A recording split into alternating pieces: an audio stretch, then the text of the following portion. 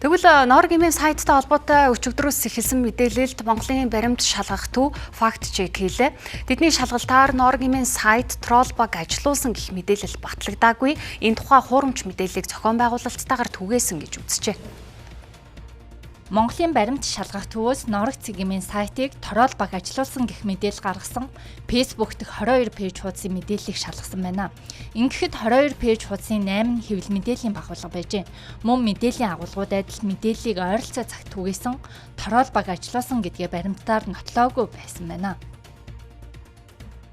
Зүгээр энгийн хэрэглэгчдийн зүгээс за үнэхээр л нэг ийм гинтлийн үйл явдал болж байгаа юм байна. Энэ ийм учраас ингэж шалгагдаж байгаа юм байна гэдэг тийм ойлголт төрүүлэхээр байгаа даа гэсэн үг тийм.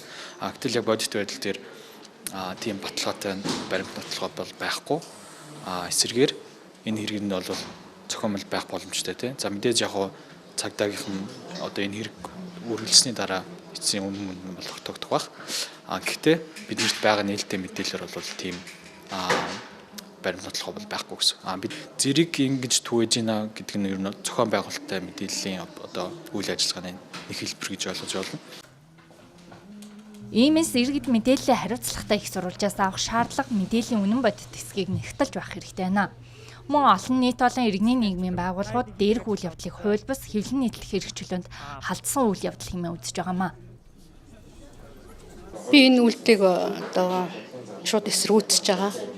Энэ бол чөлөөт хэвлэл мэдээлэлтэй арчилсан тогтолцоотой улс оронд бол байж болохооргүй ийм үйлдэл болсон гэж харж байгаа. Тэр сэтгүүлчид ямар контент бэлддэг, ямар агуулгатай контент бэлддэг гийг бол би одоо тэн дээр бол акцент өгөхийг хүсэхгүй байна.